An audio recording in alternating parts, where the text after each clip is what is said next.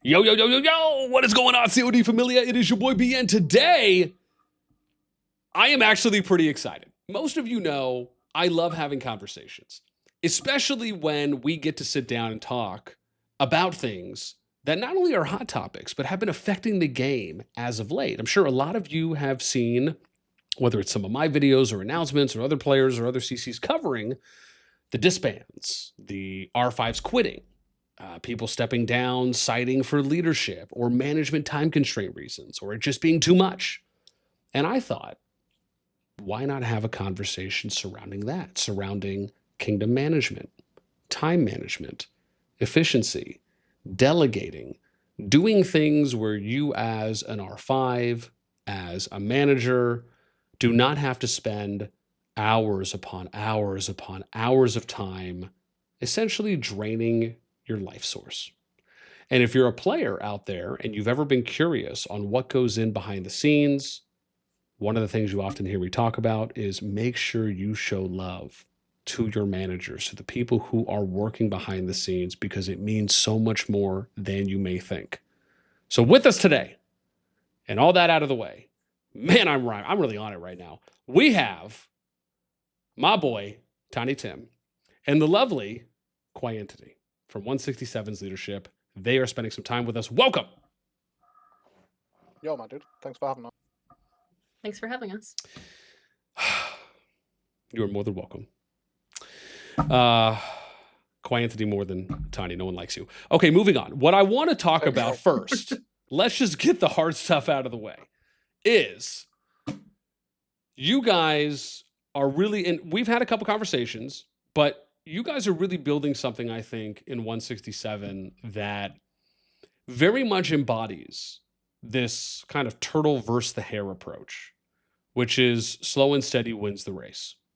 Now, there's obviously other kingdoms that take a similar approach, but to me, after a couple conversations, it very much feels that what differentiates your kingdom, or at least is very much some highlighting points, is the way that the kingdom is set up, the way that things are managed. And Tiny, I know you've alluded this to me, and it was one of the first things I remember we had conversations about, which was, for people out there who, because again, I'm sure we all know there are some R5s, there's some R4s that spend an obscene amount of time in game and sometimes outside of the game, but affecting the game just for managing. And I remember we were throwing this around, and you told me at one point that you're like, yeah, man, I think that's ridiculous. I barely spend any time at all and everything just goes smoothly. Can you give me, I just want to get a little taste here. What is the philosophy again, kind of behind where you, your team, your management team in 167? I mean, is it very much a work smarter, not harder approach? Because that's kind of how it sounds like. Oh, 100%. I mean, we have, if it can be automated, it's automated. When we also delegate a lot of it to a lot of smaller teams instead of having it all rely on one individual. So it's a lot less time commitment for everybody. But it's definitely a more smarter approach, in my personal opinion, than just lashing it out and putting it all on one person. Okay. And Quientity, for you, again, what has your experience been like so far in 167? I believe, and again, I saw that you did migrate there. Now, I don't know if you were there from the beginning when Tiny had initially came, or if you came later, but obviously would love to know that. And then what has the experience been like there? Has it really been kind of how Tiny's emulating, and or even just from your perspective, how does it seem? Have things just been really kind of more maybe efficient than maybe other places you've been? Well, yeah, so originally I migrated with Tiny and our initial group when we founded Illuminati on 167. Before that, I was R5 of Laws for, I'm going to say, like 8 seasons. Co-R5, so I did have a co-R5 at the time as well. And while I think the vibes there were really good, something that we didn't have was a well-structured leadership team where it was myself and the other R5 that kind of took the brunt of all of the management things. And that took a huge personal toll on personal life, on time commitment. If it's one person being responsible for everything, then you do end up getting quite burned out. when drowning and you might miss things. So when Tiny's group joined from TFS, then I guess he kind of saw that, and I ended up kind of roping him into leadership stuff and getting him to help me with the organization so that things would get done more efficiently. Mostly because he was very open with his opinions, and I was like, well, if you've got opinions and you're willing to help, then. And then towards the end of that season, Oh, her Wi-Fi's got it became apparent that with the setup that we had there and the players we had there, we wouldn't be able to get to a competitive level that we wanted to be with that alliance. I think I've always been a bit more of a competitive player as I've been playing, so I kind of wanted to go a bit more competitive than we were on 27 at the time. So we had discussed about potentially going to a clean slate server and starting a project with us being co-R5s and building it up from scratch, and then having a full leadership team to cover all bases so that it wouldn't be as much of a burden on one person. So it was definitely thanks to Tiny's guidance that I managed to do that. It's not something that I didn't try to do in previous alliances, but I think finding people that are willing to put in the time, especially when you're not off the jump really well structured, is quite difficult, because then if anybody's willing to do things, then they end up taking on quite a bit of responsibility. But with this, I guess, build, we've had that from the start, where going into it, we already had a designated build team lead, we had designated data team lead, we had designated people that were willing to help out with various events, with HR, with recruitment. We had all of that kind of pre-agreed before we even started, and that made the whole project getting kickstarted a lot easier, because you had a lot of people that had all this management experience from different alliances, from TFS, from Noir, from a lot of the I guess big name alliances over time that had that experience, and they wanted to play the game kind of on their terms and wanted to contribute, but they just needed someone to, I guess, coordinate all that. And with Tiny, I think we've managed to do that quite well. Yeah. I mean, some would say quite well. Others would say overly aggressive, maybe slightly abusive, verbally, psychologically. Tiny has a lot of aliases that I often hear about, so wouldn't surprise me. I mean, it's part of the reason why I just hate 167 so much, just from the bottom of my soul. Well, don't worry, you won't have to hate it for much longer, because we are actually not going to be on 167 for much longer after this video comes out, most likely. I'm sorry, Aka, excuse me? What was this? Was that bomb approved? Oh, sorry. It was, yes. It's public knowledge. It is quite public knowledge. Oh, it is public? Okay. It's somewhat public. It's not been like publicly announced to everyone. The Alliance knows where we're going. It's not really been spoke about too much. But Okay. yeah, we are moving from 167 to another Great Heights bracket. Okay. Interesting. Oh, Great Heights bracket. Oh, yes. We are currently in the worst one, just to put that out there. No, I understand. Essentially being that we would rather spend less points to get the same rewards than have to spend. Yeah, I think it was more of a decision to help our small spends and our free-to-players get the points. In this current bracket, they have 0 chance. It's like 51 million for top 10. The new bracket we're moving to is like 5 million for top 10. Yeah. So the decision was more, we've got a lot of like active small members that don't spend as much. So moving to give them an opportunity to enhance their accounts and get skins to then be able to do more within the Alliance was definitely a large part of the choice of moving. That's awesome. Oh, man, I love it. Spreading some of the wealth. Okay, let's get to some of the nitty gritty. Now, before we maybe dive full on into kind of kingdom management structure, I am curious, and I would like to know, was the structure that's implemented now in 167, were there kind of other kingdoms or other places that you guys played, maybe even if it's other kingdom builders, that you kind of took some inspiration from, or were able to kind of trial and error test things out that you thought, okay, hey, we did a really good job here, maybe there was some opportunity for improvement here, and kind of along the way just built up on the knowledge and the experience on what worked and what didn't work and kind of fine tuning. I guess I'm curious, were there any places that, at least if you guys spent some time there, whether you were in management or not, that maybe did some things well, or you took some things from kind of building up to the ideal system that you guys are implementing now in 167? Tiny, if you want to go first. It was something that I took from World of Warcraft, if I'm honest. Mm. I led a lot of guilds in World of Warcraft up to Mythic rating level, and I've been in charge of alliances and groups of people since I was like 16. So it was a lot of trial and error from there, and a lot of trial and error from a different mobile game that I played. And it's sort of, this is just what I found works best for me, in whichever alliance that I'm in. So it was something that has been developed over a long period of time. And don't get me wrong, like in World of Warcraft, in other kingdom builders I've played, I've had alliances that failed. I've had alliances that things felt a little bit too time restricting and not time consuming. And we've sort of nailed those things out. And then when it came to Call of Dragons, we sort of already had an idea of what we wanted to do, the goal that we wanted to take, and the position that we wanted to put people in. It's very much structured like a business, I guess, where you have like the people on top, and then you have individual team leads, which then interact with their teams. So it was just something that has been developed over a long period of time. Okay, awesome. No, thank you. Quientity? I don't actually have Kingdom Builder experience prior to playing this game. I have been playing for a long time now, though. I started on server 8 originally, and I've been in some form of leadership since I started. Originally just kind of on smaller kingdoms and then, or smaller alliances, and then I ended up being an R4 and GRZ after my 3rd season, the season that TA betrayed them, or whatever you want to call it. And then there was the whole season where Pervy and I established Howl for a season.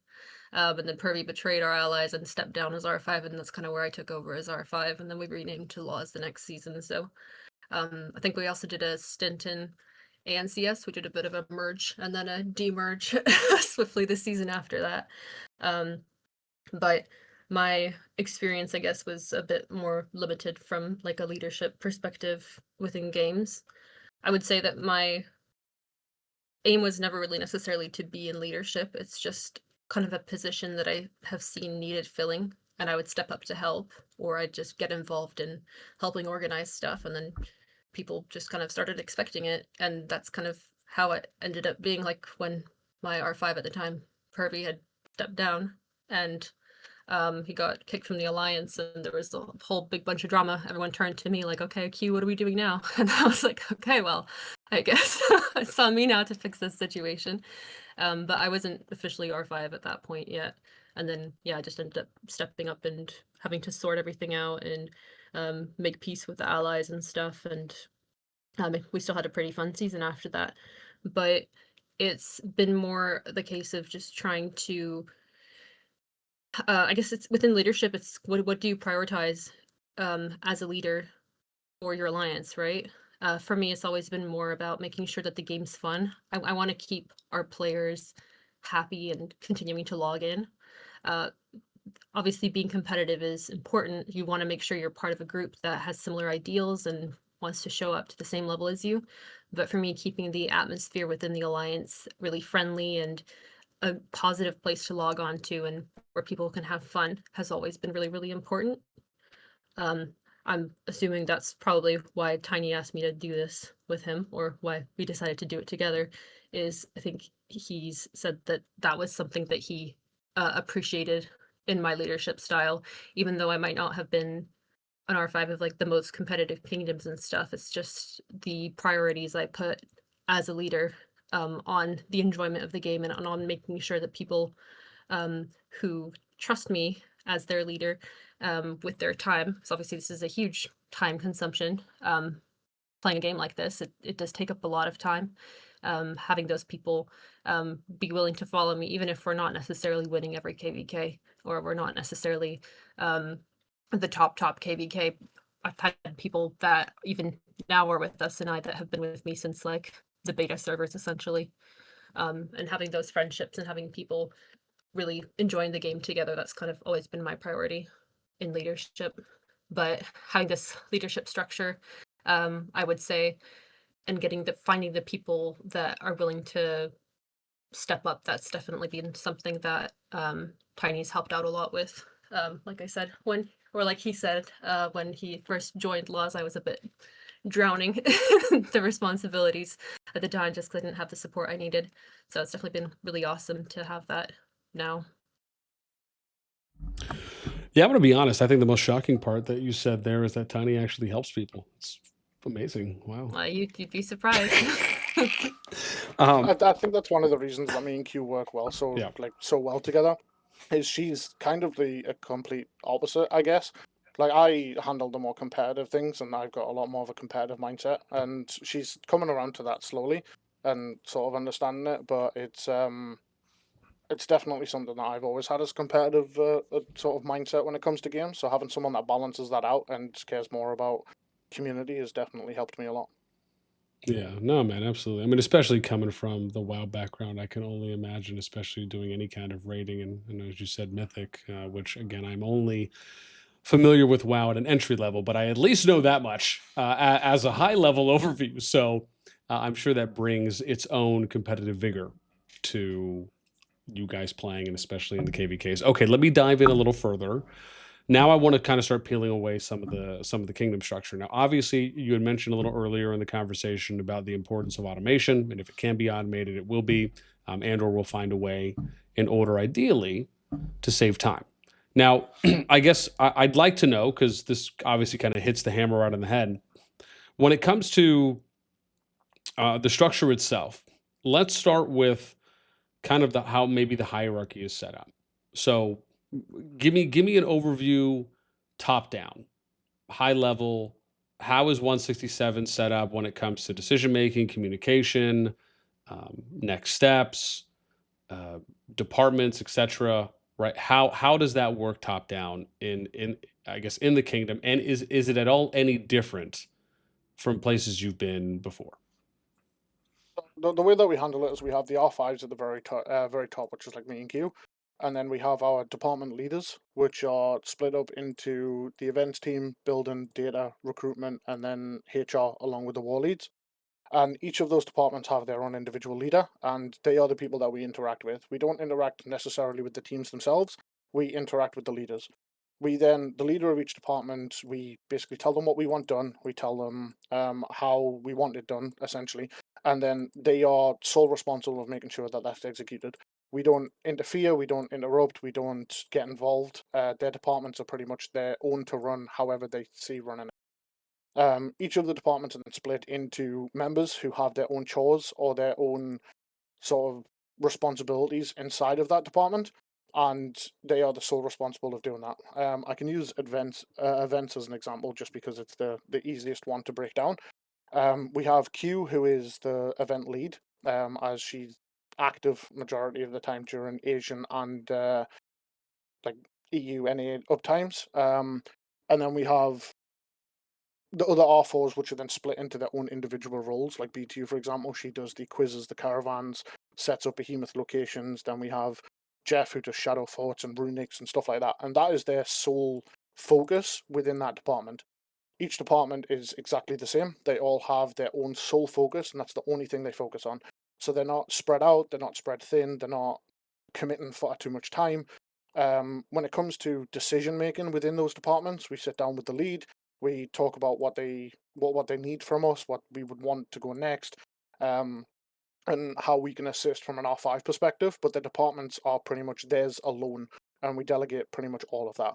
Um, at the end of the season, we do sit down with each of the department leads. We ask them what changes that they want throughout the season, anything that they want us to do differently, anything that we can handle. We also give them feedback on anything that we would like done differently or how things can be better optimized, stuff like that.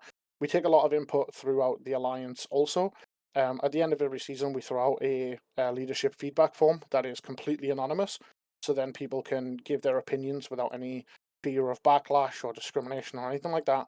And we then go through that with me and Q, and then we bring any of the major points forward to the department leads, and then they are responsible again for making sure that the good ideas are implemented and that they can move forward with the best efficiency.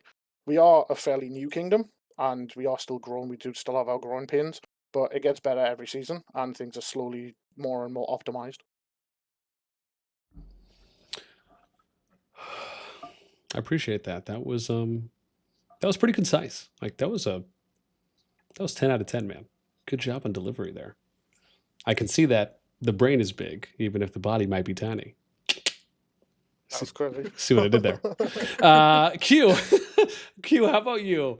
Again, cosign, or even if you want to share a different perspective on how you view the on how you view the infrastructure there within 167. Again, even if it's maybe some similar things that Tiny said, but how do you view it in your eyes as kind of a general overview, even if it's just comparing to places that you've been before to what you have now, to what exists, and kind of what you guys are building towards? Well, I definitely agree with everything that Tiny said. But I would say that when he says that we don't get involved in anything, we do get involved when it's needed. Um, so we definitely do get involved in our fair share of stuff. Like he said, I'm event lead as well. Tiny's also the war lead. So we do actually have our own respective departments that we lead within the leadership team. But for example, I don't really get involved in war leading decision making as much as Tiny does. I do obviously give my opinions and stuff, and he does consult on the war chats when we're talking strategy and stuff, and I'll bring my opinions out there. But I do trust him as war lead or head ward lead to make those calls. From my perspective, I'm also involved in HR to some level. I'm not the HR lead, thankfully. So that doesn't all sit on me, but there could be some HR cases within the Alliance which require an R5 to get involved, and then myself or Tiny will also help out in those situations. You also have the data team, which Tiny is involved in to some level, but we have a really good data head, Drew, so he does the majority of that stuff. And then Shout out Drew, different, my boy. yeah, shout out to Drew. He's the GOAT for sure. But yeah, so whenever we have like additional data needs, then Tiny and Drew usually sit and get that done together, or Drew will take it away and blow our minds as he usually does.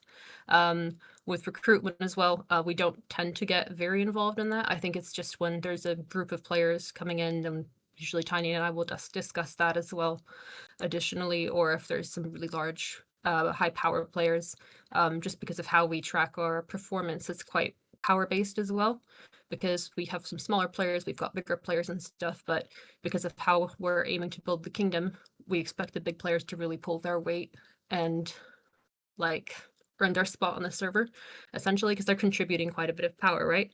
So for recruitment stuff, we do take those types of players into consideration, and that is something that the R5s do discuss when deciding to bring larger power players in.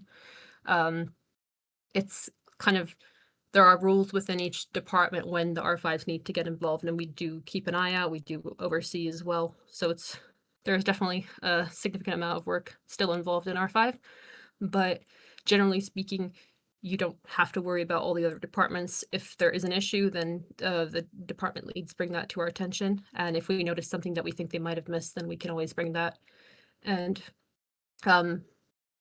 use our R5 powers, I guess, just to make sure that everything is considered. But our teams are pretty good so far, so yeah, I don't know how much I added to that, but that's kind of how it's been working for us. No, thank you. Honestly, every time you speak, you add more than Tiny, so that's a win for me, because otherwise I would probably be bored out of my mind. So much Tiny slander. Let me go back to Tiny.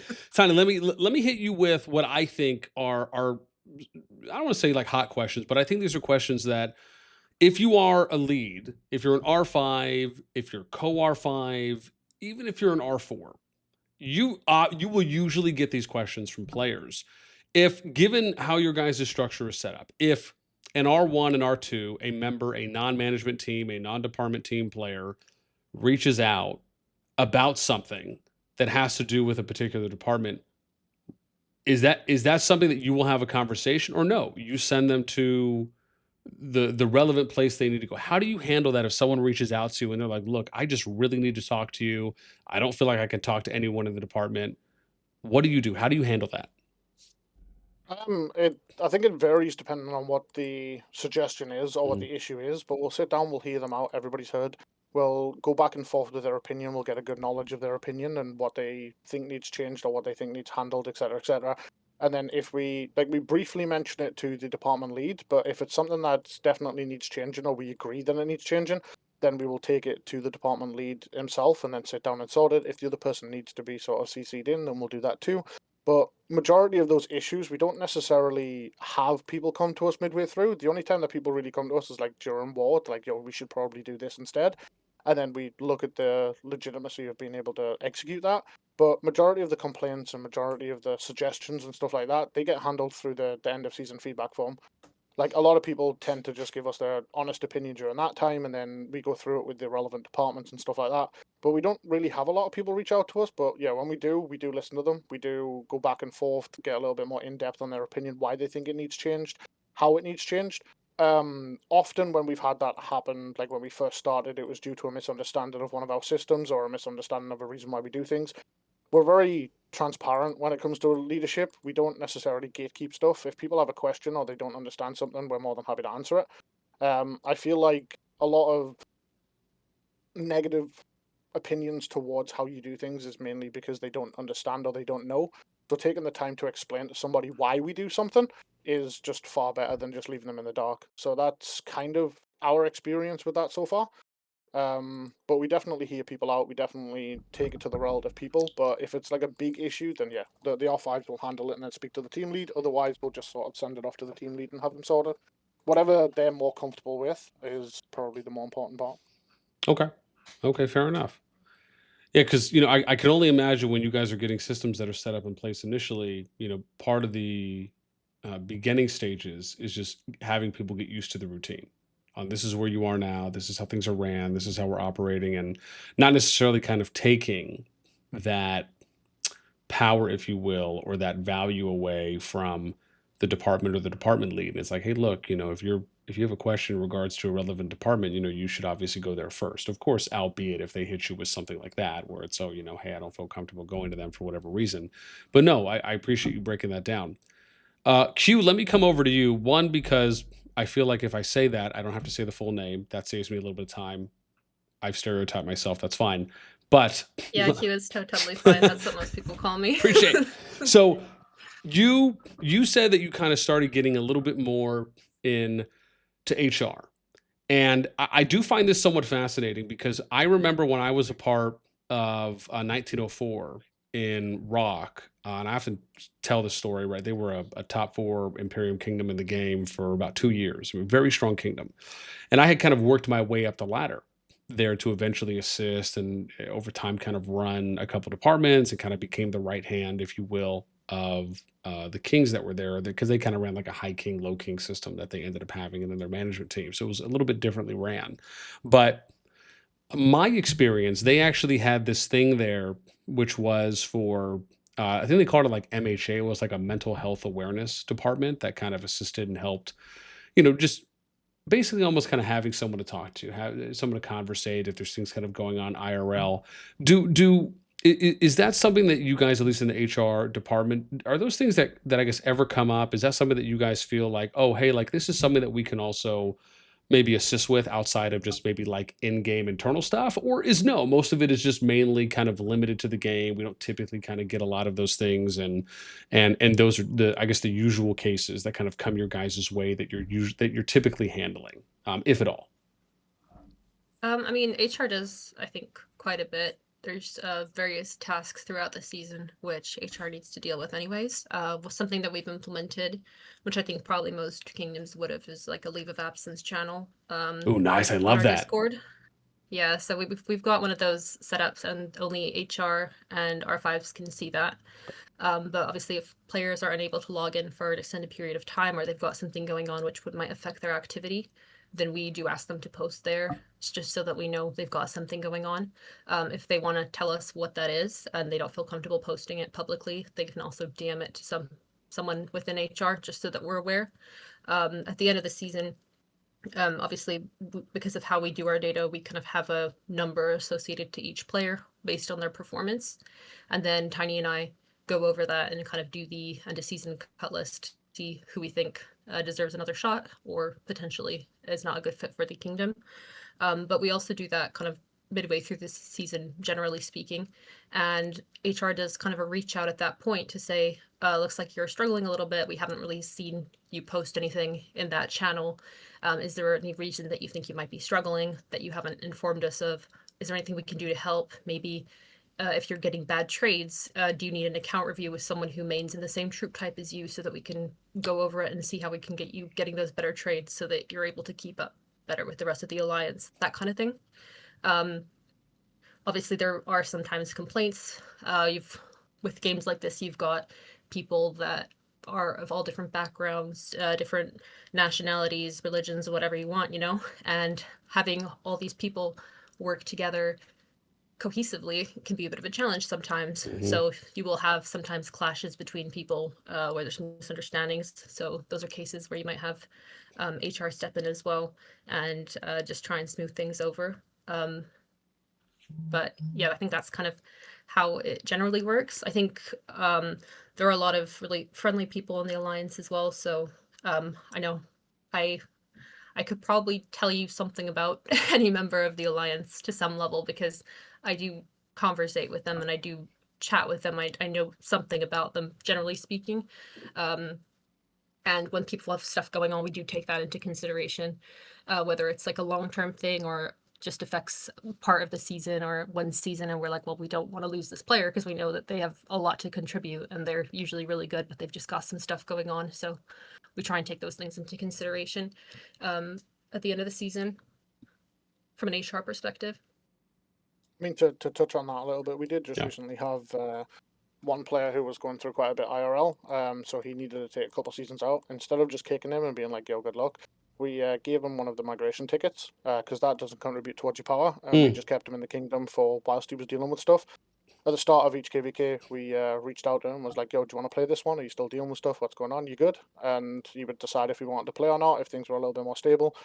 Like, for example, for this next KVK, we've got somebody that's going through all of their exams in university, and he's going to be needing to focus on that a little bit more. So giving him a ticket too. If people have things going on in their IRL and they need to take a season to breathe or they need to take a season off, then we use those tickets just to allow people to stay in the kingdom so that they're not losing their friendship circle. Yeah. So they can still jump on, they can still chat in Alliance chat, they can still do things in Zone 1, stuff like that. But we don't just yeet people out because they've got stuff going on IRL. No, it's awesome, man. The thing, Q, that you said that really stands out to me, which it pulls at my heartstrings because having conversations like this are to me, I've always felt have been some of the most meaningful and most important conversations surrounding kingdom builders. And I say that because typically when you are if you're consuming kingdom builder content, whether it's from Rock or Lords Mobile or State of Survival, I mean, take your pick, right? At kind of some of the bigger games out there within the genre, oftentimes a lot of the content that you see, most of it is not centered. It's not focused. It's not specialized around what I feel is the other 50% of the game, which is the stuff that isn't really readily visible or like readily talked about. And that's the management stuff, the behind the scenes stuff, the things that are happening internally within a kingdom, all the dirty work, right? The stuff that kind of happens in the shadows that isn't really, glorified, if you will. And to me, I've always felt that this area of the game is arguably not only the most important, but it's, half of a coin, half of a pie, if you will. And so when you say things like, well, if they come to HR, one of the things we might look at is, doing something like an account review. That to me kind of hits what I consider the education category of what it means to be in a kingdom. It's almost like where, if you are doing real estate, right, every couple years or in certain fields, every couple years, you'll have to do what they call continued education, where you have to essentially kind of keep up with, what the current rules, regulations, restrictions, can and can't do's are within that field or that profession or that specialization. And so, I remember when I was doing projects, that was always a massive area, was how can we make sure that we're educating people so that the way they're kind of up to date on the meta, but also how can we continue to educate them throughout their kingdom experience here as such a massive area. So when you say something like that to me, I absolutely love hearing that. And that kind of, I guess, brings me to my follow up. Again, whether that's Q or Tiny, whoever wants to answer this one, or even if both, at any point, what's the view there on kind of that rising tide lifts all boats when it comes to the areas that you guys take to make sure that the player base is either educated or even that everyone is aligned on certain things, whether that's connected or different to maybe how you guys approach continued education for people? Because I have to imagine when you have so many different people that are coming, especially with you guys initially going to 176, not everyone is going to be on the same page, whether that's in knowing what the best things to use out in the field are, whether that's anything from artifacts, pets, exemplars, combos, pairings, open field garrison, whatever it may be. How do you guys approach that when it comes to aligning the team? So we have a bot for that actually. This guy, of course. we, Continue. we have a we have a guide bot on our Discord that's updated at the start of every season with the most optimal talent builds, pet builds, stuff like that. I spend a lot of time theory crafting, and I spend a lot of time testing out for free to play and pay to play. So we have different builds for different pets depending on what people's budgets are and everything like that. And we post them on a bot, which people can then click a link, which will then go to an imager website and show them what the best things to do are. We also have different channels set up. Right now we have one for Cav where we have Face of Blade from BTX actually in there. And he sort of talks through our Ew, Cav players, Fob's in answers there? any questions. Disgusting. He is, yes. Yeah. He has been a great help to our alliance and our Cav players. But yeah, we sort of host what we call account workshops every so often, where we'll pretty much ping out and like I specifically would just be like, yo, I'm gonna hang out in this channel for the day. Come in, you can ask questions about your account, anything that I've not gone over, DM me if you don't want to do it in front of people, blah blah blah. And we just sit down and give people personalized information of what they should be using, what to work on next, what pets to use. But majority of the sort of generalized data is just put on a bot. But we just update it at the start of every season. Every time something comes out, we just test out what the best builds are. We have a look around the community, talk to a couple of people who's sort of more expert in that field, and then we update the bot so that it's just access to everyone that's in our alliance.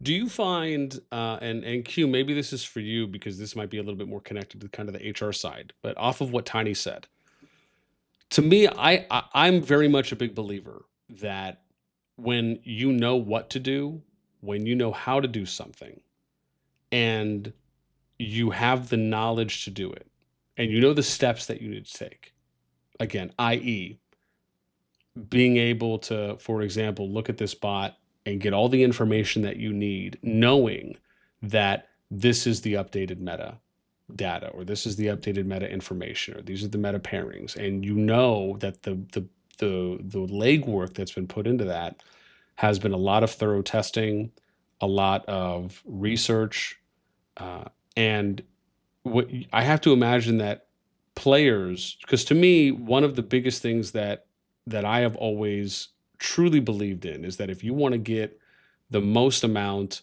of player engagement and participation, players have to feel confident in what they're doing and what they know they can do in order to feel comfortable to actually go out in the field and perform what they now know. Do you find, so my question here is, do you find that because of the preparation, because of the education, that when it comes to something like player satisfaction and player engagement and involvement, that players maybe feel more confident and or comfortable when it comes to actually going out there, fighting in the field, being excited about getting good trades? Is there kind of a general level of that you feel, whether it's from being in HR, maybe outside of that kind of comes from all of this prep and legwork that's been put in to try and make sure that everyone can have the opportunity to perform the best that they're able to? Um, That's an interesting question, I guess. I think a lot of it goes back to recruitment, though, if I'm going to be honest. So we do look for That's okay. certain Just tear quality down my about question. That's fine. I mean, you're running the show now. Go ahead. I will loop back around to that, but I do want to say that when we are doing recruitment, we do ask specific questions around what people are maining, which heroes they've got awakened and stuff. We kind of require them to have a good infantry march and decent pets that we can tell that they've spent the time to work on. I mean, a lot of people have been playing many seasons now, so you should have some 3-star talent pets at this point, because ideally, if you're really focused on your account, that's something that you can do every day, even if you're low spend or free to play. It's something you can work on and chip away at.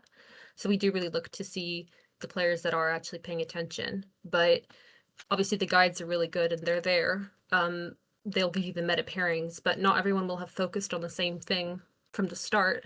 And if you are not a high spend player, you might not have all the meta pairings awakened or optimized, and then people might need to know what the second meta pairing is, or which artifact to use, or why does that artifact not work with this pairing. And they might have great artifacts, great pets, and great heroes, but they're just using them in the wrong order. So when it comes to those account reviews, that can be really helpful. Obviously, you can't force someone to do an account review. Some people might be shy to ask, but I think it's something that's been quite good, especially in those mid-season reach outs when someone's struggling a little bit, and the reason is because they're not keeping up on merits or whatever. Then those reviews can be quite helpful. And you can also give, obviously, not just pairing advice, you can give fighting advice, like don't 5-bomb your marches out into the middle of a T5 enemy ball, because that's not gonna give you the big merits or whatever. There's some things that might seem common sense to people that players with a bit less experience might not know as much, but realistically, everyone that we accept, we believe they have the potential, we believe they have the activity and the drive to do that from the start. It's just we can kind of give you the tools, we can give you the advice, we can tell you what we expect you to do with them, but whether or not they're willing to implement that, that's really on the members themselves. And taking that time, if the meta changes, to change your talent trees, to maybe work on a hero that you had neglected before as the meta changes, and make sure that you kind of specialize in generally 1 or 2 troop types. I think most people kind of have to do that, unless if you're a really high spend, you can be overall rounded. But I would say I'm more of a high spend player than the average person, and I play mostly with 2 troop types myself. So even if you invest quite a bit, you're kind of limited on what pairings and stuff you have ready to go and which ones you can actually get those good traits with. So it's just kind of looking at the person's account, seeing where they're at, and bringing the best possible scenario out of that account. The guides are great, but if your heroes are all 1-1-1-1-1 or whatever, then maybe that's not the hero pairing you should be using, and there might be better alternatives. I think that kind of answered the question, even if I went on a bit of a tangent. If there was anything I forgot and where I missed, then let me know and I'll jump back into it. I will accept it as an alternative. Thank you. Okay. You're fine. No. So I mean, for me, this kind of leads in, I guess, to where I want to go a little bit next here. Is when it comes to the amount of time, because I think this is a big question here. The amount of time that you guys spend off season, on season. Tiny, let me start with you. Per day, whether it's in hours or minutes, or if you want to be really cool, I'll take seconds. And if you want to really go the distance, I'll take milliseconds. But literally, how much time are you spending, do you think, on average per day off season versus on season? And I guess maybe the on season you could maybe split up into 2 parts, whether it's PvP fighting like pass opening, etc., versus maybe like non-pass opening. And then how are you able to get to that, maybe compared to some other places where they are spending an obscene amount of time in management?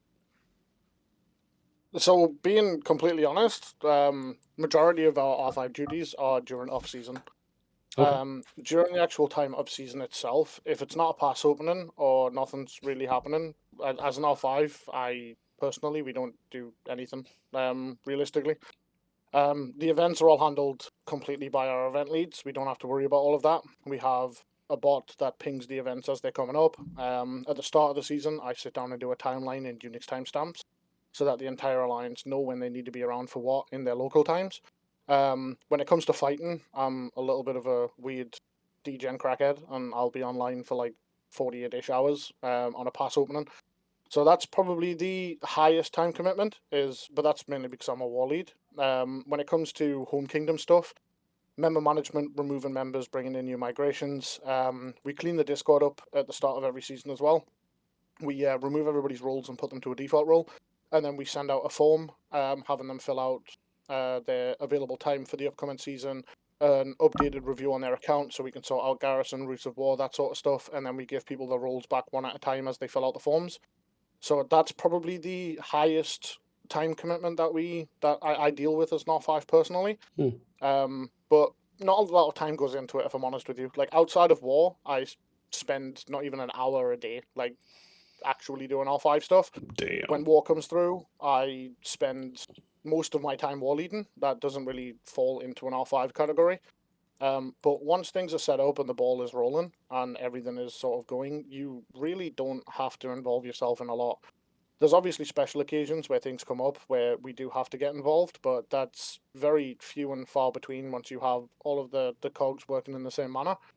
But Home Kingdom is definitely where it takes up the most time. But I spend a lot of time playing other games. I sit and chill out on DC with my friends. Like I just do other shit. Like I don't really do much in terms of R5 once things are set up, outside of obviously the special circumstances and whenever issues arise. But yeah, like I said, once everything's set up, it's kind of just runs itself. Okay.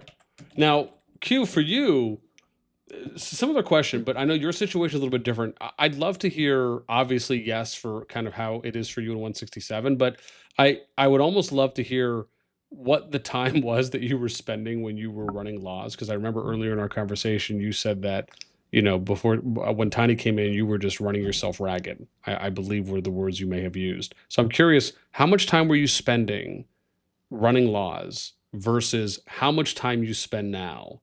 And I guess it's the second part is, what has that done for your quality of life, at least as it revolves around kind of managing and being in the game for 167? Okay, well, from a management perspective, when I was R5 of laws, I would say for myself as well as my co-R5 at the time, Dragon Ruler, I know that for both of us, it would be a case of logging on in the morning and spending like the first hour to 2 hours just responding to messages. Yep. That's without doing any of your dailies or anything. You're just dealing with management stuff, and that in itself would take quite a toll. Obviously, there was like all the events to manage, setting them up, pinging them out, finding the locations, dealing with any complaints the members had, informing people of pass openings, everything to keep track of, making sure we have a build plan for the next zone, doing the diplo, doing the HR stuff, all that stuff. It just took up a lot of the time. So even though I would say my playing time probably has decreased a little bit, I still do spend a lot of time on game, but I'm able to spend it a lot less focused on all of that stuff, and it's more from a social aspect. I guess my role's a little bit different than Tiny's, so I do get involved in the events stuff, regardless, because I'm events lead. So just making sure that everyone that is responsible for the various events is pinging those out and showing up to those stuff, and if we're taking something a bit more seriously, making sure that we get people into VC so we can run those events as well. That takes up a bit more time, but well, if you were looking for like a specific time frame, I know that in laws for me it probably was like 8 to 10 hours a day at least of like constant stuff, and that was a bit crushing from a management perspective.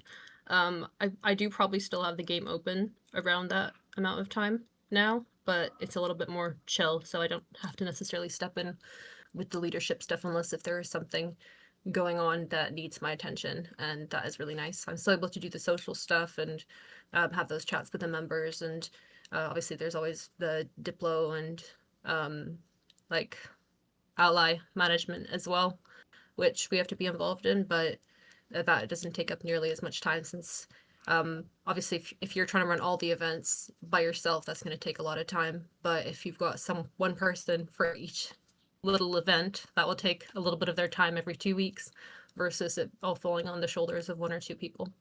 So that's been really nice. Okay.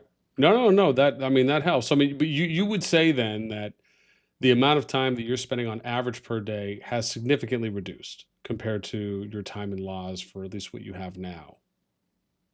From a management perspective, yes. I would Okay. say my actual screen time hasn't necessarily reduced, but it's not as much like of a high pressure, okay, cues on problem solving. We have these issues Yeah. arise. Everyone arisen message while her you're now. asleep. We just saw her go green. Yeah, legit. It's like, oh my god, where do we put the next flag? What do we do Where here? do we This put the person next and flag? No. yeah. Or can we drop a keep? Or what time do we want to do this event? Where do we want to do this event? This person got upset with this person. Can you speak to them, etc., etc.? And it was just like nonstop. Whereas I think now I don't have to worry about where the next flag goes. Obviously, if our building team is not awake, then I just have to consult the build plan and place flags, and that's fine. But I don't have to actually make any of the theory crafting behind that. Yeah. If I see something that I think they might have missed, obviously I'll say something, but it's something that I have to pay very little mind to, which I very much appreciate, because building is such a unique niche, and it's something that if you are focused on it and you're passionate about it, you can do such an amazing job. And I guess for me, it's just not my passion. And I know other people can do it so much better than me. So it's such a blessing to not have to spend my time in game worrying about the best possible route to maximize resource production, or making sure we're getting all the villages, or how do we fit 3-4 shells past a tiny choke, that kind of thing. You said tiny. That's funny. Okay. Let me, Tanya, I want to circle back to you now. The departments and the way that they're set up, obviously people have to sign up for this, right? At the end of the day, departments are going to run themselves. And in order to delegate as much as you guys have and seemingly as efficiently as you have, you need volunteers or people that are obviously willing to step up. Do you find that obviously within 167 that there, especially because oftentimes, sometimes you get that new kingdom high when you go somewhere for the first time, and oftentimes that can re-engage people, that can re-energize people for wanting to maybe do more than they did before where they're at. And or it's kind of similar to like what, if you're doing for me, I remember when I was doing new start projects, always in the beginning people were ecstatic. They were willing to typically do more, chip in more, help out, assist more. But then obviously it also came down to, well, how long can you sustain that? Right? Are you going to have enough people to where you can either rotate or, have people do smaller tasks? They don't necessarily get overwhelmed. Are you going to have new blood that potentially is interested in replacing anyone that just might be exiting, whether they're, stepping down from that, but still playing, or stepping down because they're not playing anymore for any number of reasons? Well, I guess I'm curious, what has that experience been like for you when it came to filling out the departments? Did you notice that people were really eager and wanting to help? Did you have to put out announcements asking people to help? Was it easier to get more people because they knew that they would be handling tasks periodically and it wouldn't always be like 24/7 constant? I guess I'm just curious on what your experience was kind of building those up and being able to get as many people to assist, to volunteer, to help out, and be interested in those. I mean, once we first started, we obviously, as Keith said, we had all the structure set up originally to come into this. People were a lot eager, but majority of our leadership are people that have come from leadership in other kingdoms that it was too time commitment to or too heavy on them, and they just wanted something a bit more relaxing. Once we explained to them how it's set up, people are more than eager to help because it's nowhere near as much of a time restraint. Um, at the start of every season, we put out a leadership application form, and along with that, we explain what they will be doing, what the expectations are, how much time they're expected to take for each of the roles, etc., etc. And then we have people come up. We don't really force leadership onto anybody. And same as if people are in leadership, if they want to take a step down or they want to move to a different department or they want to chill, then we allow that too. I think at the current moment in time, we have maybe 20-ish people in leadership, or like 18 people in leadership, something like that. And it's constantly rotating. We've constantly got new people coming up to sort of take the load off other people. We've got people stepping down. It's an ever changing machine. But people that don't have experience, we sit down and teach them. Like, we tell them what they've got to do. Like, Raz is one of our newer RFOs that I'll single out here a little bit. He's trying to take on a lot, and he's optimistic and he's very enthusiastic about helping. So, but teaching him each of the roles and letting him sort of find his feet has been something that's been a little bit of a challenge. Sometimes he's a little bit over eager and he tries to push things a little bit too much. But slowly getting him out of that and getting him onto his own roles and getting him his own setup and everything like that has been probably one of the larger challenges. But now that it's all set up and it's done, it's great. But we have a lot of people that are similar. A lot of people are also sort of shy or more worried that they would fuck something up. So building their confidence and letting them sort of sit in the background, especially with war leading, which is the main department I sort of look over, having people worry that they're going to make the wrong call or they're going to get yelled at or something like that is something that we really stress. Is that we would prefer for somebody to make the wrong call and then be corrected afterwards than to make no call at all and stomp our way forward. Everything can be corrected. One little mistake is not the end of the world. So teaching people and slowly giving them the sort of their training wheels is something that we are very passionate about, and something that we emphasize on everybody when they step into leadership. Um, we don't scold people. We won't give them shit for messing up. We won't sort of belittle them or anything like that. And I think that has played a large part in getting people to commit and keep people's attention span when it does come to leadership, because they're always learning, they're always improving. And then when they see their department or when they see their event getting a lot more efficient, it sort of gives them a little boost of adrenaline. And then they do a lot better, and then they continue to do better. And it's just sort of a nice environment to be in. No, absolutely. Just No, yeah, go ahead, Q. Just to add on to that, I was just going to say that another thing that we try and stress within leadership is if there is somebody that makes a mistake, then we try and not make that known to the whole alliance. Like, we'll try and talk to them about that privately. I think it's the same with members as well. For me, having been in ANCS where potentially those kind of issues were quite publicly made known to everyone, and that would put players off of being as active.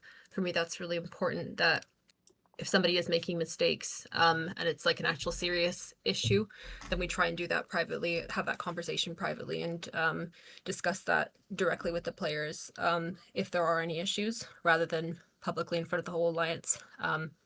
Because yeah, it's just important that everybody respects the leadership team and the effort that they're putting in. And if they've made a mistake, that's fine. It's not the end of the world, like Tiny said. I'd rather you make the wrong call than nobody makes any call, and then we just don't progress forward. Win or lose, like, to be honest, sometimes the funnest seasons are the ones that you lose because you're going 2v4, because you get a lot of fighting.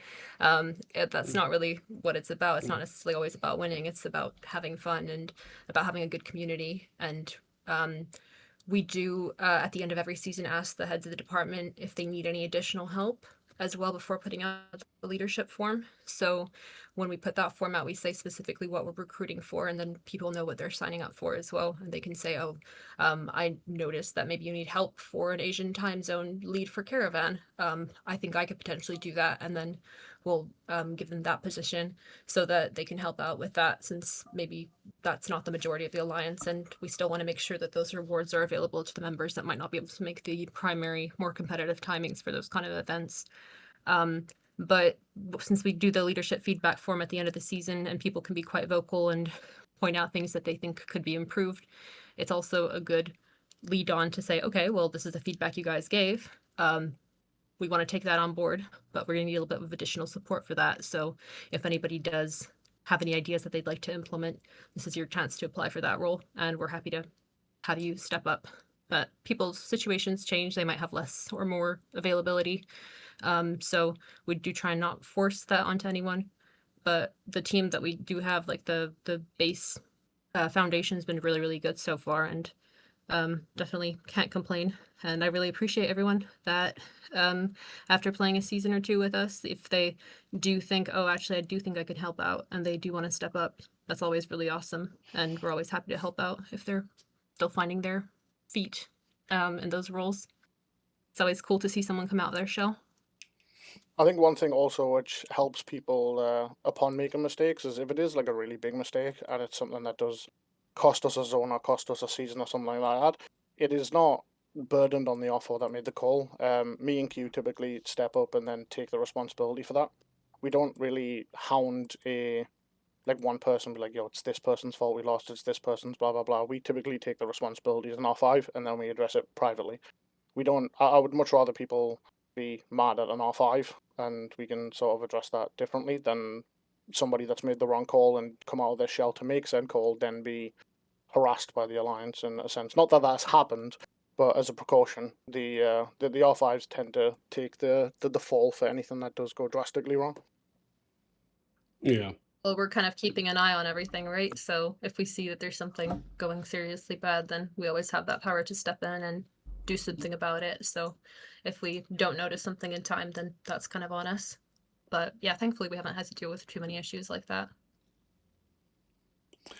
I'm sure that's been a breath of fresh air, especially Yeah, potentially definitely. coming from other places. Let me again. I know we're kind of hitting our hour here, but I'd love to know when it comes to maybe like your wish lists, because for me, I always find, especially the thing that I've actually been enjoying as of late, is that the COD team and the devs have been kind of slowly but surely putting a little bit more emphasis on kind of quality of life updates and features and adjustments that pertain more to Kingdom and Alliance management. And I, for one, have always kind of been very much in favor of that. However, it doesn't mean that there still isn't and cannot be room for additional improvement. So, Tiny, I'm curious for you, if you had just like a Kingdom Alliance player management wish list, what would be, I don't know, one or two things at the top of your list that you would love to see them implement that do not exist in the game currently? The only thing that I can think of in that category would be being able to set times for the kingdom buffs to be able to be popped. Okay. I have a terrible memory and I am awful at popping the buffs at a certain time. And I often am caught up doing other things and I don't end up popping them up. We now have a team that does that, thankfully. But having them on an automated system, just being able to set up at the start of the week so that they go off at certain times would be a godsend. That's the only thing that we can't automate that I would love to automate. Everything else is pretty easily done in terms of management. I can't really think of anything else that is a hassle for us that we can't automate on the outside of the game. Like event alerts and stuff like that, we have a bot for, like I said, that pings on certain intervals to get people online. But definitely the kingdom buffs is the only thing that I personally think needs to be changed. Like that needs a schedule and they need to be popped on that schedule. But other than that, it's pretty simple. Okay. Okay. And then Q, same to you. I think for me it's been a bit more about like the timings of specifically the start of seasons and stuff, with how I understand that we don't want to spend as much time in Home Kingdom because that is a bit of a drag for everyone. But I find that the time period you get between the end of a season and like when you're already registering for the next one is usually quite restrained when you want to do kingdom management stuff like dispelling players and stuff. Obviously there's like a 3-day cooldown on that actually taking effect, so you have to be like really on it, or sometimes there's not even enough time. So I think it's just between like the seasons, the taking that kind of thing into consideration and maybe timing some of the events like alliance mobilization so that it's not like you have to migrate on the very last final day if you do want to still get rewards for that, or that maybe you can't get the rewards at all. Just having those types of events timed a little bit better would be a huge help, I think, from an alliance management perspective. But yeah, I think as well, something that's been mentioned, obviously we've got a really good data team and we have our ways of getting the data, but there's not really a COD supported way to do that. I know the devs have said that they were looking into that. But I think that would be pretty cool if we could get that information directly from the game rather than having to go through third-party sources as well. But I think the changes have been pretty good. It's really cool that we have the R4 awards now as well, where if you've spent a certain amount of time in R4 within a certain amount of, I think it's 150 members, then you get an additional day counted towards, and you get special rewards for that. That's pretty cool. I know we didn't benefit from that for like the first 2 seasons because we didn't have enough members to actually hit that cap. And then obviously we were trying to grow multiple shells, so even though we might have had enough farms to have that many, they just probably weren't in the main alliance. So that was something that was a little bit of a bittersweet thing where we were like, oh, this is really cool, but wait, why are some of the R4s that have been in R4 for like the whole time only got like, I don't know, 10, 15 days for the last like 2 seasons? But I think the changes they've been making from like alliance management perspective have been really good. One other thing that was mentioned was the ability to like time kingdom mails and stuff, or be able to time decrees and stuff, so that if you're planning events and stuff and reminders, then that would be pretty cool to be able to pre-plan so that it comes out. I think you might have mentioned that in one of your videos recently as well, but I think that would be pretty cool as well. Obviously we use Discord for most of that. It just makes it a little bit easier, but I think all alliances most likely, or most alliances will have members that maybe can't use Discord for national restriction reasons or whatever it might be. So just making sure we can keep those members in the loop too is always really good. No, absolutely. And yeah, no, you're right.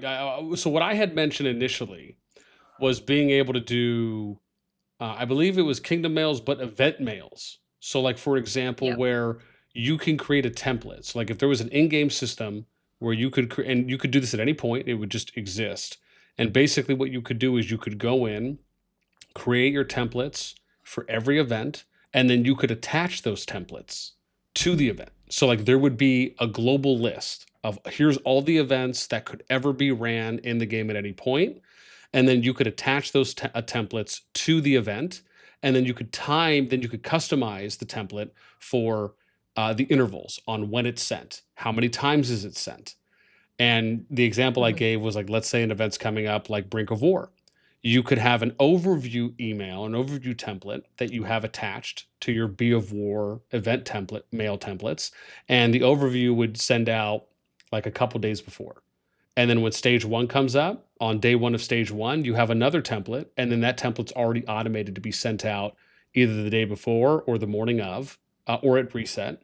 And then the same thing for stage 2, stage 3. You could have friendly reminder templates that you send out, maybe in between longer events. But just being able to have something, because you're right. When you think about international players, maybe it's easier for them to convert text in game to their language, or just being able to have that reminder in game that they're able to get because they're already in game. And now, especially if they're on a mobile phone, now they don't have to close it out, open the Discord app, go to the channel that they need to go to within the server. Right? It saves time.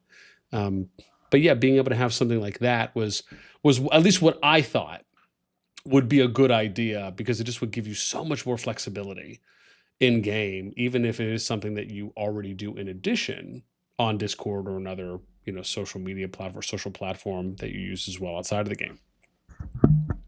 Yeah, definitely. I think as well, having the ability to set like different types of polls on decrees would be really cool. The ready check is cool and all, but yeah, just the yes or no. being able to customize that. That's what you mean. Yeah, so if you could like set a poll with multiple choices and stuff, and maybe people can select multiple times, I think that would be really cool. But I mean, we do most of that through Discord now. I think it just, if we could manage that through the game in some automated sense, that would be pretty awesome. Now that you're getting my brain going here, what would be even doper is if you also had a way where at the beginning or before each season started, or maybe day 1 of the season, you had the ability as an alliance to send out like an activity, like an upcoming season activity poll or assessment. And then it was like an in-game thing that allowed for players to check off like the days and maybe like hour blocks that they think they're going to be available on average, like throughout a week. or if you can do it in advance, like if you know that a pass opening is coming, you can do something in game and people can tell you, hey, this is how long it'll be available for, or if there's a big event, like being able to have that information. I mean, again, you can do those things outside of the game, but it almost would be nice if they had something like that in game. And then once everyone filled it out, or there would just be like a summary report card. And then as more people filled it out, that would just update. And then you could kind of see what your activity windows or your peak and your low times are going to be, or how many people are going to attend for something like that. I mean, just to me, I think of how can you make those things more efficient in game, so you don't have to do as many additional or extra steps outside of the game because those things are not available in game.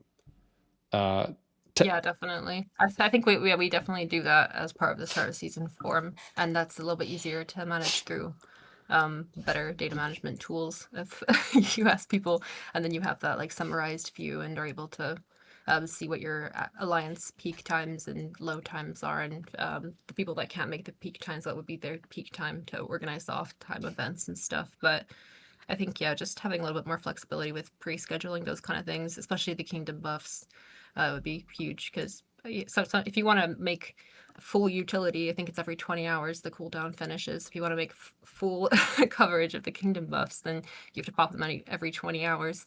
And realistically speaking, that will put one of the 20 hours at least in the time when maybe the people might not be awake, Yeah. who you'd want to be doing that thing. So I think that would be really cool.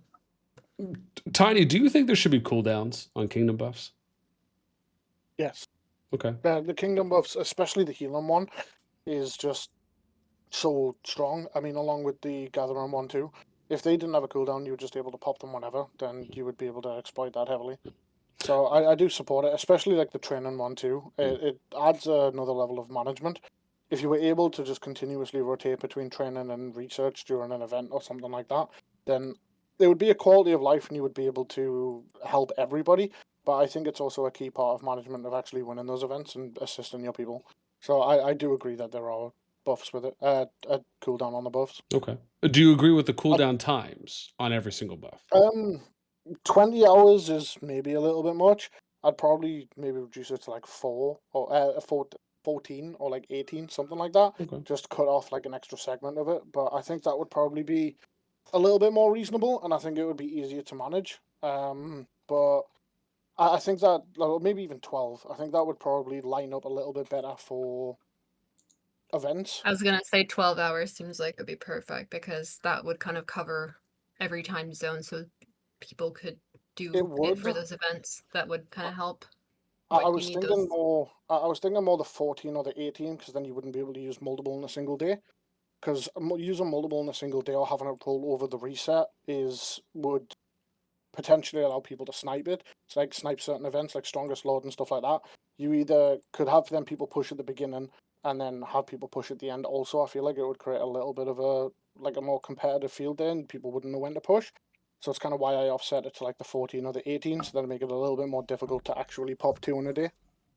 But for quality of life and for player enjoyment, removing the cooldown or lowering the cooldown would definitely make it more accessible to people.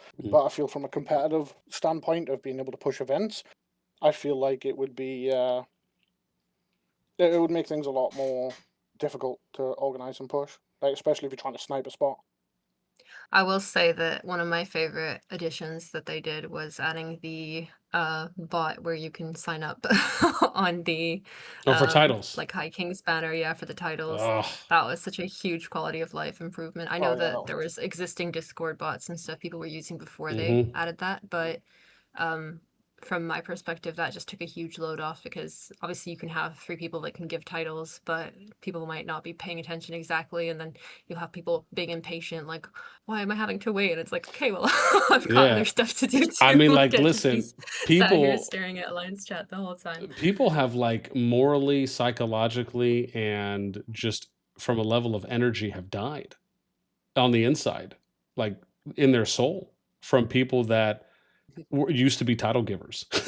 I mean, it was talk about the most monotonous, thankless job that you just had to just stay alive and awake for however long you were doing it.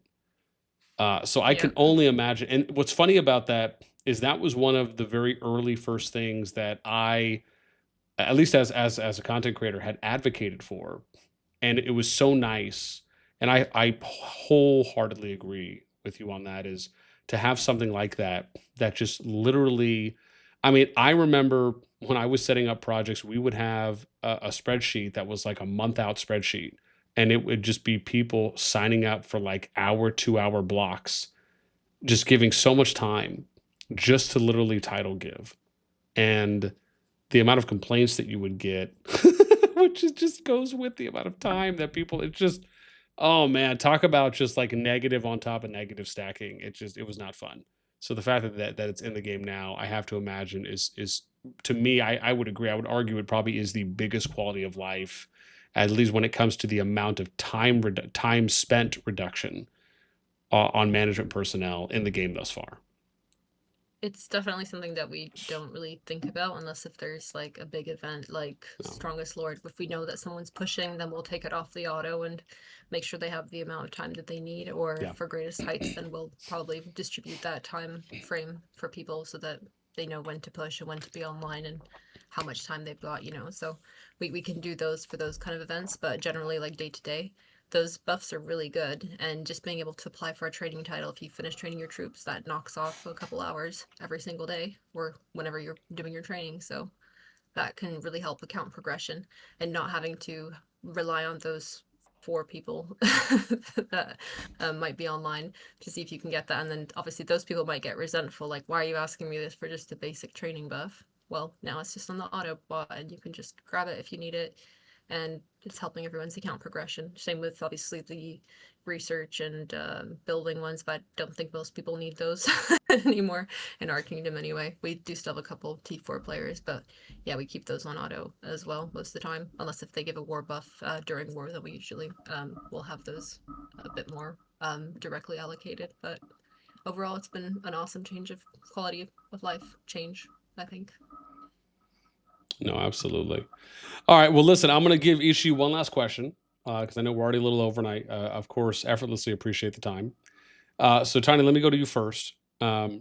Biggest 1 or 2 tips that you have for kingdoms out there when it comes to whether it's delegating, if it's saving time that they're spending for people. Because again, how many, there could be a number of people out there that are in management, whether it's as an R5, if it's a co R5 or co lead, if it's an officer, and they're just spending an obscene amount of time right now thinking, how am I going to get out of this? How am I going to be able to save myself some time here so I don't run myself into the ground months down the road, a year down the road, so I don't burn out? Give me 1 or 2 or some top tips from you, kind of, I guess, summarized. Like what are your big ones that you think everyone should be doing that we know for a fact that a healthy number of people are not doing currently? I think the biggest thing is trust in your leadership. I see far too many R5s and far too many people that's in charge of a kingdom that will micromanage. They will try and be on top of everything, try and have their fingers in everything, and they don't really trust the people they put in that position. So the biggest thing is trust in your leadership, allowing them to make the calls, allowing them to make the wrong calls, and then sort of rectifying it with them in the background. Or trust the people that you put in that position. Trying to be involved in everything is exhausting. Micromanaging is just takes up a lot of your time. If you have somebody that you've allocated a task to, trust that they'll get it done. Well, obviously, if they're proven otherwise, put someone else on that position. But the biggest thing is trust in your leadership. Like making sure that they're able to do what they do with freedom is probably the biggest mistake that I see in a lot of kingdoms. Okay. Okay. Thank you. Q, how about you? I'll take a number 1 or a top 2, however many you'd like to give. The Tiny's kind of given my number 1 point as Okay. well. But, I'll think of something else as well. But yeah, definitely the trusting the leadership thing is so important, because if people are trying to step up and like help out and they're saying, oh, you're doing this wrong, you're doing that wrong, then they'll just do like, well, I guess you just do it better than me then, so you should do it. And you end up Mm-hmm. doing that. And I see a lot of leaders drowning with that because they they're scared to let go of the reins and actually have the help. That's kind of the biggest reason I think I see R5s burning out. There's also, I think, an issue with members not necessarily wanting to step up or being afraid to step up and maybe make the wrong calls sometimes.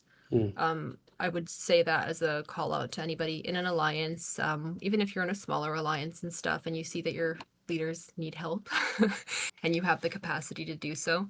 I mean, offer it, and they might take you up on it, and you can always share your views on how that whole job can be a lot easier, and you might be able to turn things around.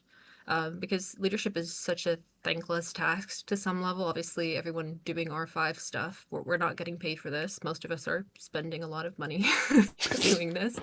And it is kind of thankless. You're thanked in the members' appreciation and seeing that people are enjoying playing under your leadership. But ultimately, just if you are in an alliance where you enjoy playing and you have your friends there and you have that capacity to step up and help, and you see that they need the help, then make those suggestions, and don't just say things like, oh, you should do this and this and this, because chances are, if they seem like they're struggling, they might not have the capacity to do that. So being willing to actually help implement those changes can make such a huge difference, and really keep those people that are putting so much time and effort into keeping the game fun for the community, who do the thankless task of R5, and help them to actually enjoy the game as well. And you might just do something small to help, but it could take a huge burden off, and many hands make light work. I guess it's a good motto to go by. Yeah, and I think with building kingdoms as well, you don't necessarily want to grow as fast as possible, as big as possible. It's really important to make sure you're taking the right people that can mesh well with your group and will really have a good time playing in your kingdom, and that can really grow with your kingdom as well. So don't necessarily just aim for the top, just take the biggest players and stuff. It's good to always have those conversations with the players ahead of time to make sure that they would be a good fit for the team. And I think that's my main tips on building a successful alliance. No, appreciate you. I'll take it. I will say the best part about what you said, and this is, you said a little differently than I did, but kind of following back or reverting to an earlier time of the conversation for what you just said, which is right, the compensation that you get as a member of management is the appreciation of your members or from your members. And this is something you will hear me mention almost every kind of management focused video that I put out, because I think you're absolutely right. Because it is a thankless job, it's essentially volunteer only based. It's like you guys are all in a nonprofit essentially, and the fact of the matter is that there's one way could be saying that there's not enough verbal appreciation from members. And that's not to be meant in a negative way. It's just kind of out of sight, out of mind. The average member probably isn't thinking to themselves, oh, let me go out of my way today and tell, Tiny what a great job he did, or tell Q what a great job she did on this task or this objective or this thing that we accomplished. But sometimes it's just a matter of going out of your way, regardless of what happened or what hasn't happened yet, just to share any kind of positive feedback or being thankful, showing your appreciation, just with words, right? For us, let alone doing it on a call or in a public setting where other people are at, is so gratifying. Regardless if you care about the praise or not, it is meaningful. And to people that are in management in these positions, it can mean a world of difference between almost like refilling your energy, your motivational batteries, if you will. So I absolutely agree there. And again, if you're someone out there and you're listening to this conversation, you've made it this far, when you finish, go show some love to your management team, especially if you know they do a bang up job. Just go out of your way to tell them how thankful you are, how much you appreciate their time, their effort, their blood, sweat, and tears. Trust me when I tell you, you will make their day effortlessly. There's just no question about it. So, I have anyways, a feeling that's going to backfire, and I'm going to get called a shitter by my alliance. yeah. Unless you're in 167, make sure you guys reach out to Tiny and tell him how much you do not appreciate him, and that the only way that you will appreciate him is if he grows 6 inches. I was gonna Yes. say, Tiny definitely appreciates the compliments. He's got one as his entry soundboard right now as well. Yeah. So, That is and- true. Yes. Yes, I am aware. That is going to be it, I think, for us. Before we end out, I always like to ask the guests last words, shout outs, declaration, shots you would like to fire. Tiny, go. You're first. I feel like it's best if I don't fire any shots, but I definitely appreciate you bringing us on and having a chat about our alliance. But I think I'll leave it at that. I don't think my shots are needed. Touche. Q. I'd just like to shout out our leadership team and for everything that they've been doing. They've been really awesome since we've started the alliance. I guess I could name a couple people. B2U's been an absolute rock as well since we've started. She's someone that I feel like I can always count on, and I really do appreciate that. Noob's been awesome with building. To be fair, our whole building team's been really awesome with getting everything done and discussing those plans and making adjustments when needed. So that's been really cool. Our war leads as well have been really good. And it's always exciting when we get new war leads as well. So that's been awesome. So thanks for handling that, Tiny. And for everyone that's stepped up in events and recruitment and stuff, really appreciate you guys for all the work you do. So thank you. This would not be possible without all the work that everyone puts in. So thank you so much. Awesome. And no shots fired. Okay. Okay. As you can see by that, Q is far nicer than I am. Yes. Yes. Thank you, Perfectly guys. balanced as all things should be. Yes. Yes. The yin to the yang. I love it. Again, with that being said, thank you guys so much for spending some time. Again, I know you guys have a lot going on right now into the end of the season, especially with the upcoming season as well that will be upon us soon. And I'm sure there are migrations and recruitment and a lot of tasks that are still happening right now, especially as you guys enter into your busier part of your seasonal cycle. So thank you again for spending some time with me. Thank you for having a conversation with me. And this has been a pleasure. So again, one of the areas of the game that I absolutely love being able to have discussions on. And so hopefully we'll end up seeing some more good quality of life changes and improvements coming to the game on the management side as we continue playing. That's going to be it for me. Again, Tiny Q, thank you guys so much for joining us. And as always, let us know what you guys think in the comments below. And who should I interview next? Let me know down there. That's going to be it for me. As always, until next time, we'll catch you later.